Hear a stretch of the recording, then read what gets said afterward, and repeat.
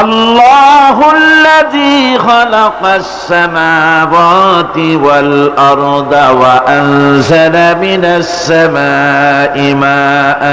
فأخرج به من الثمرات رزقا لكم وسخر لكم الفلك لتجري في البحر بأمره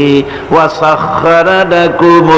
الأنهار। পাকের রহমত, তার কুদরত, ওই বীজ থেকে পাতা উদ্গত করে দিয়েছেন, শিকড় মাটির ভেতরে চলে গিয়েছে, পাতাগুলি নরম,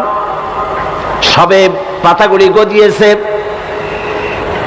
সূর্যের তাপে পাতা মুষড়ে পড়ে গিয়েছে বিকেল বেলায়, সারাদিন সূর্যের প্রখর তাপ লেগেছে।